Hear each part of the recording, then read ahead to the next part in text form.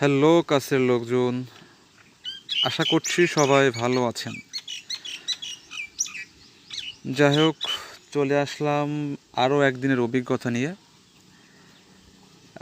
দেখে কি মনে হচ্ছে আসলে এটা,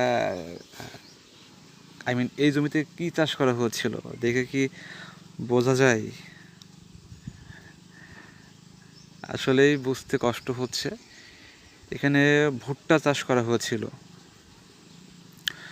তবে এবার ভুট্টার সিজন, যে সময় গাছে ভুট্টা পুরোপুরি ফলন চলে এসেছিল, বাট ফল ভাঙার উপযুক্ত হয়নি।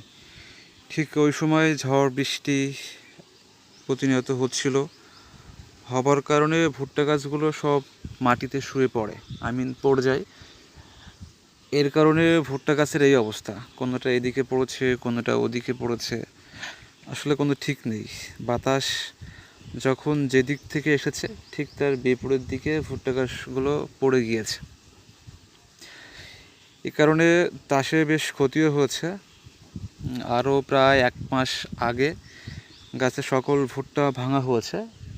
এখানে প্রায় 1 বিঘা বা একটু বেশি, অর্থাৎ 22 কাঠার মতো জমি ছিল। টোটাল ভুট্টা এখানে বিক্রয় করা হচ্ছে 40 থেকে 45 হাজার টাকা মতো। আর গাছের মাথা নেই, মাথা কেটে ফেলা হচ্ছে, কারণ ভুট্টা গাছ যখন সবুজ ছিল তখন ভুট্টা গাছের মাথা কেটে বাড়িতে নেওয়া হয়েছে ছাগল গরু এগুলোর খাবার হিসাবে। আর এখন জমি পরিষ্কার করা হচ্ছে, জমির ভুট্টা গাছ সব কেটে এখান থেকে উঠিয়ে ফেলা হবে।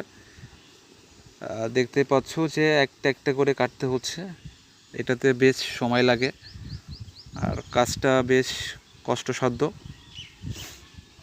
গাছ সরানোর পরে জমি চাষ করে এখানে ধান চাষ করা হবে, আউশ ধান, অর্থাৎ আমন ধানের আগে যে ধানটা ওঠে এটাকে আউশ ধান বলে। এখানে আউশ ধানের চাষ করা হবে। আর এই যে গাছগুলো কাটা হচ্ছে এগুলো জ্বালানি হিসাবে ব্যবহার করা হবে, ধান সিদ্ধ করার জন্য এগুলো ব্যবহার করা হবে। অনেক ক্ষেত্রে এগুলো জমিতে রেখে ভালো করে শুকিয়ে আগুন লাগিয়ে দেওয়া হয়, যাতে করে পুড়ে ছাই হয়। আর ছাই জমিতে সারের কাজ করে, জৈব সারের কাজ করে। মাঝে মাঝে এমনটাও করা হয়। গতকালকের তুলনায় আজকে আকাশে বেশ রোদ ছিল আর হেভি গরম। গরমের মধ্যে কাজ করতে খুবই কষ্ট হচ্ছিল।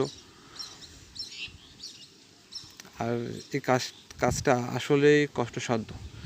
ভুট্টার যে গাছে কিছু কিছু পাতা আছে, পাতাগুলো শুকিয়ে এমনভাবে আছে, যদি হাতে লেগে কোনো রকম টান লাগে তাহলে আঙুল কেটে যাবে, এমন একটা অবস্থা।